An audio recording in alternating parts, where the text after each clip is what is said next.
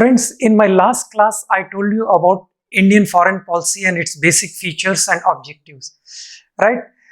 Please understand that foreign policy is not a static game. It's a very dynamic area. It keeps changing with the passage of time, right? Of course, there are many scholars who have, who still live in 1960s and 70s, who think that what has been formulated by Nehru is good for all times to come. It is relevant for all times to come. Except such lunatic fringe, right? Let us face facts that Indian foreign policy has seen cataclysmic changes, right? Especially after 1991. Let us see what exactly these changes are. And let me tell you, questions will be more on these changes and new trends rather than that old copybook style.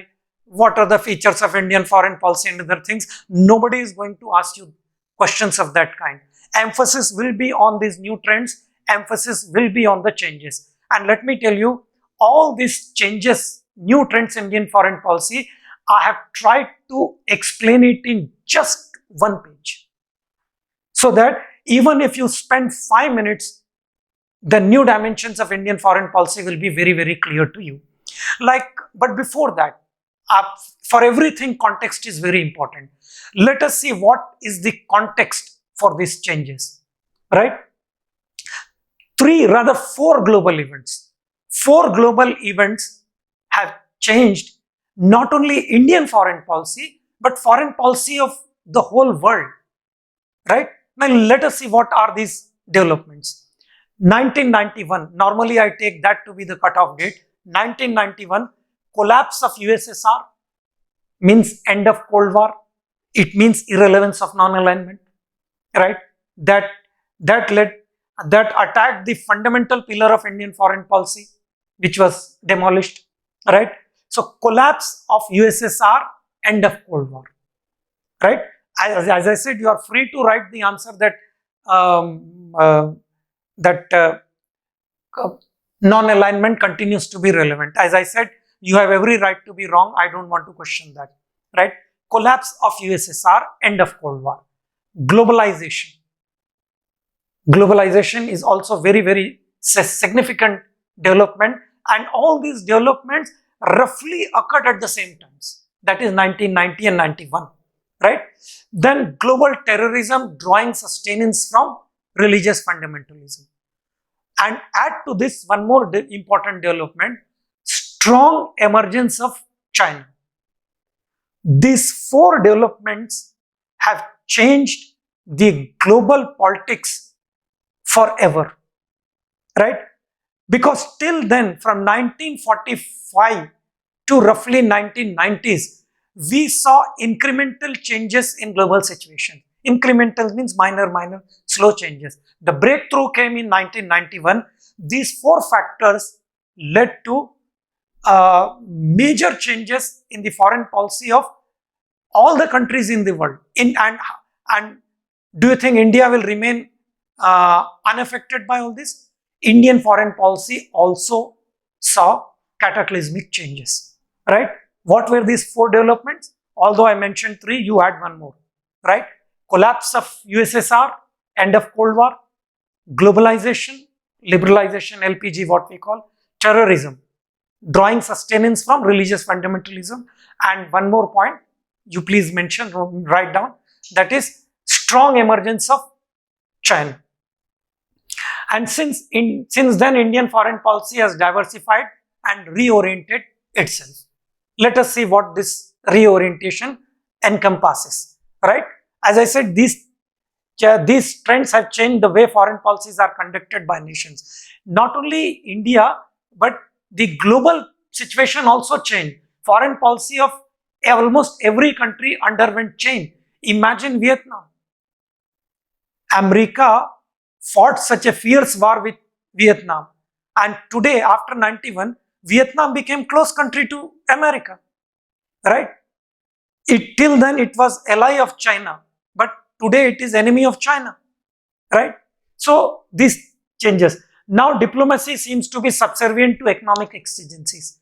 Now, diplomacy all over the world has become subservient to economic compulsions. China is politically one of the greatest rivals of US, but their economies, ties and dependence have compelled them to undermine their political priorities and ideologies for some times, right? So our foreign policy is no more conducted on those ideological, idealistic lines and all that. It is today conducted on extremely pragmatic lines, right? As I said, in international politics, neither friends nor enemies are permanent. It is only national interest that is permanent. The example, the same USA which dropped atom bomb on Hiroshima and Nagasaki has chosen to be by the side of the Japan government as the most trusted partner to go for security and defense pact, right? Today, Indian foreign policy is directed towards realization of the following objectives. Because as I said, nobody is going to ask you questions on features of Indian foreign policy during Nehru times and other things. Question will be focused more and more on the present current situation and the new trends which Indian foreign policy has seen, right? So what are these new trends? And what are the objectives of Indian foreign policy now? It is no more non-alignment, links with Commonwealth, anti-colonialism, anti-imperialism. We are free and freed from that rhetoric, right? Today, to protect India's core national interest by fostering support and understanding in the international community. Today, India is very clear what its core interests are, who our allies are, who our enemies are. We are very clear about that. And we are conducting our foreign policy accordingly, right? To preserve the autonomy of the decision-making process in an interdependent world. This is one of the major challenges to Indian foreign policy today. That is to preserve autonomy of decision-making in a highly interdependent world. To strengthen international campaign against terrorism. Since India is one of the victims of terrorism, we are sincerely fighting against terrorism. Perhaps there are only two countries who have a very principled stand on global terrorism. One is India and another one Israel. Even America, which apparently has a very tough stand against terrorism, has a very opportunistic stand, right? These are the only two countries which have a very, very principled stand against terrorism, right? Then strengthen ties with neighbors through beneficial cooperation, increasing regional collaboration through treaties like SAARC and BIMSTEC, right? So we believe in developing close relations with all our neighbors. This is the reason why the present Prime Minister, when he was sworn in for the first time in 1914, invited heads of the nations of all our neighboring countries to his swearing in ceremony. Of course, it's a different thing that why our relationship got deteriorated because of Uri, Pathankot and other instances, right? But you can't blame the present Prime Minister for that. He made genuine and sincere attempts at improving relations with our neighbors. And today, frankly speaking, broadly, our relations are good with minor discords that will always be there, right? Except with Pakistan and China, we have good relations with most of our neighbors, right? Don't go by what you read in newspapers and other things. And let me tell you, even if the countries are friendly, there will always be point of discords between them. So don't have foreign policies is not a zero-sum game, right? To give priority to economic diplomacy with the objective of promoting foreign trade and investment. Now, this is the focus of many foreign policies. As I said, why our Prime Minister is going to hitherto insignificant countries like Central Asian republics, Kazakhstan, Kyrgyzstan, Uzbekistan, to Laos, to countries like, say, Oman and others, right? Or Qatar, right? Suddenly, these countries have become extremely significant. Earlier, Prime Ministers never used to go to these countries, right? But the present Prime Minister, why? Because it's not some invention of present Prime Minister. As I said, global situation demands that.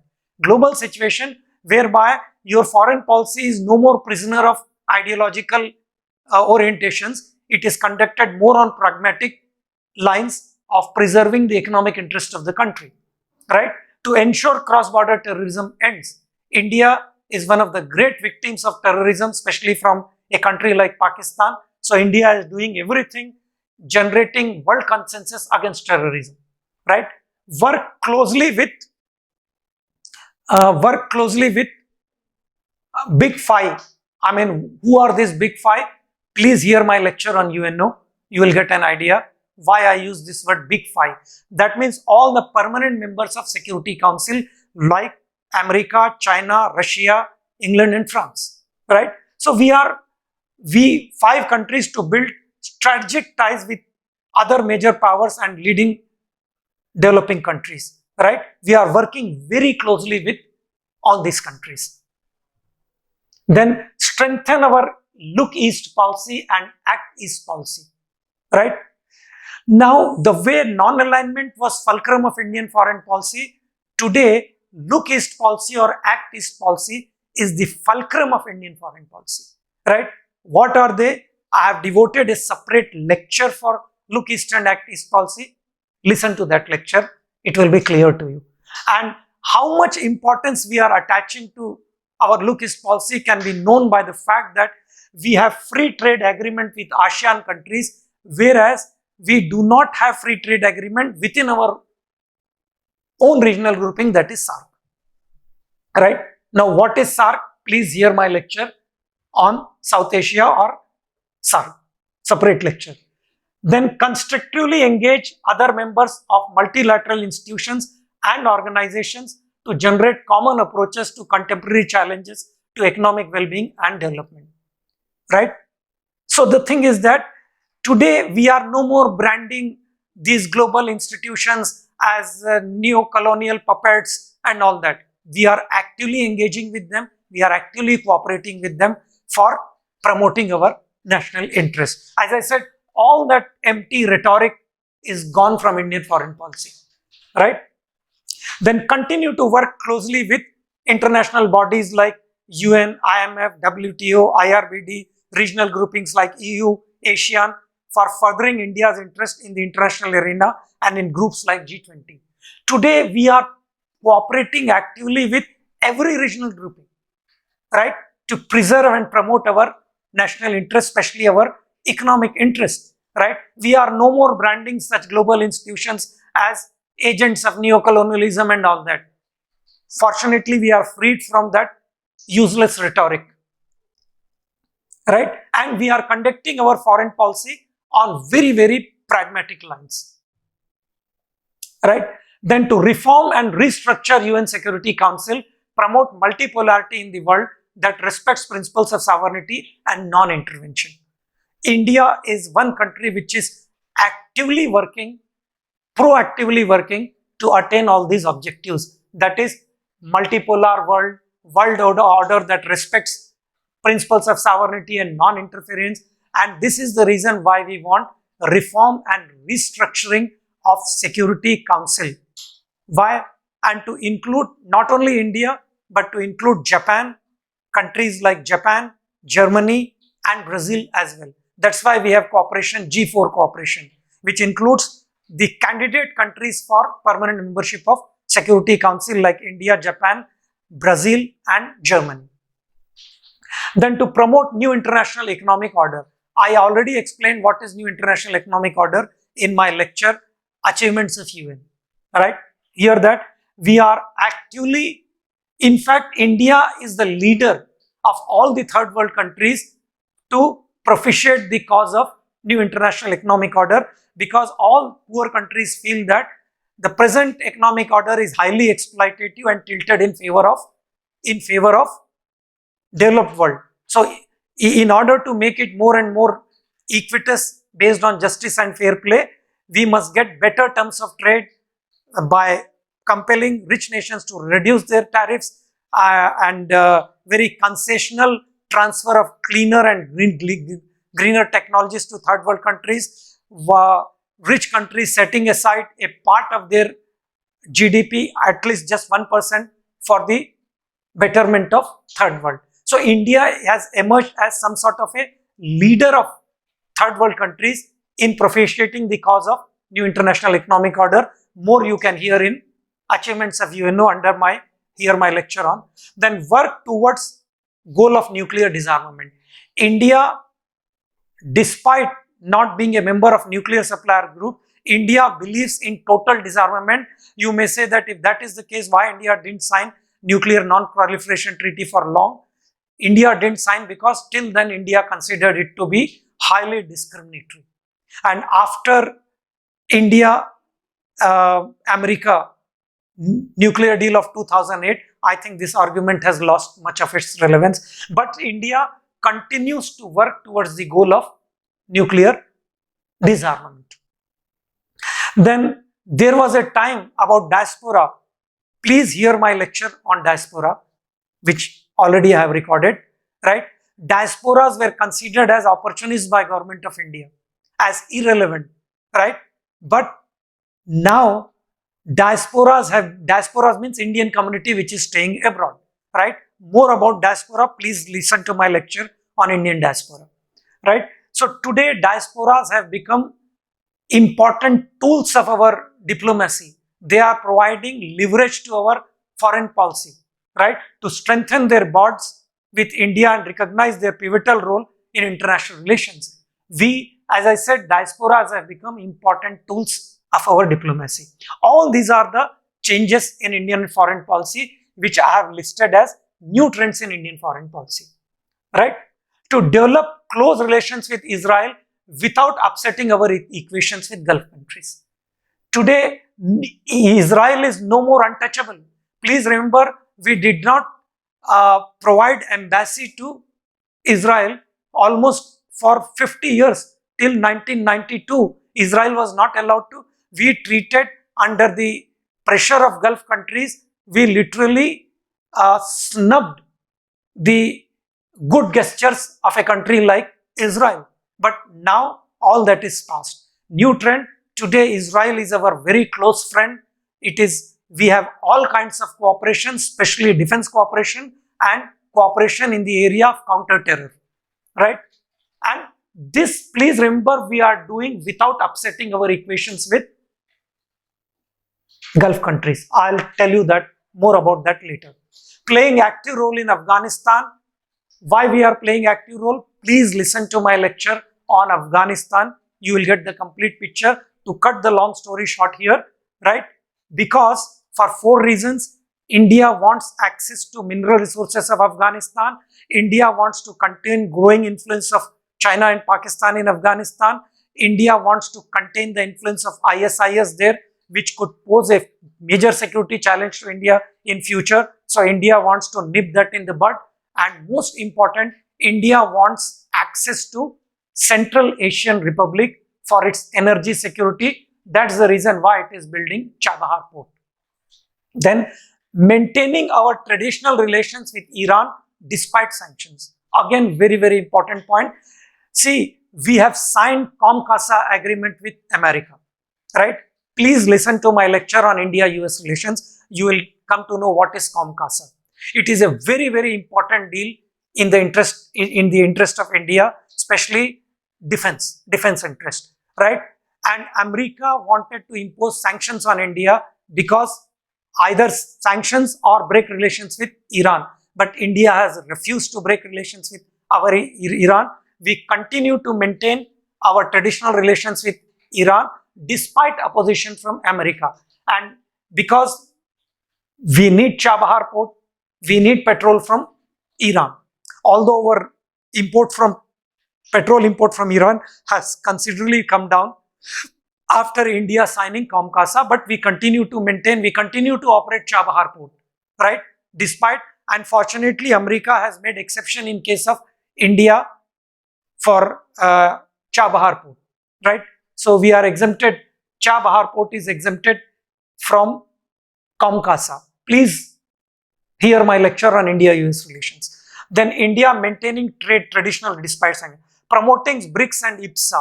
BRICS, as you know, is a multilateral grouping of countries like Brazil, Russia, India, China and South Africa. What is IPSA? India, Brazil, South Africa, right? So this is the important multilateral grouping which India is a member and playing a very significant role. Then rebalancing in Asia, that is containment of China.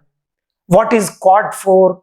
Why is that we are supporting Japan and stand of all countries that are hostile to China in South China Sea, right? Quad is some sort of a quadrilateral between India, Japan, America and Australia. Purpose is to contain China. What President Obama used to call New Asia Pivot or rebalancing in Asia. And Indian foreign policy, look east or act east, is in total consonance with American foreign policy of rebalancing in Asia or New Asia Pivot. That is to contain China, not only to contain China, but to compel China to abide by rule-based international order. Then using our soft power. We are using our powers like our Bollywood, our spiritual gurus, our yoga. That's the reason why Modi succeeded in declaring 21st June as International Yoga Day, a resolution which was supported by almost 160 countries, including 40 Islamic nations, right? So the thing is that all these are the major shifts and major changes in Indian foreign policy, which I have mentioned under new trends in Indian foreign policy. I also explained you the factors, the context which led to these changes. 4 important developments: collapse of USSR, end of Cold War, globalization, terrorism, drawing sustenance from religious fundamentalism, and strong emergence of China. And roughly all these 4 developments occurred roughly at the same times, 90 to 91. So this is far more important new trends in Indian foreign policy question you can expect, and you have to highlight all these changes. Well, if you want to follow a very doctrinate approach and thinking that whatever Nehru wrote, whatever Nehru said is relevant for all time to come, as I said, you have every right to be wrong. You can write that answer. But if you really want to score marks, then this is very, very important, and I have concised this to just 1 or 2 pages, right? So if the question is asked on the new dimensions or new trends or changes in Indian foreign policy, do mention all these arguments which I gave and concised it in 1 page. I hope I have tried to make all these points as clear as possible. As far as the questions are concerned, I do not think there will be questions on features of Indian foreign policy and all that. Questions could be either on changes in foreign policy, or question could be about relevance of non-alignment. I have explained you both. I hope you have understood. With this, I conclude. Thanks.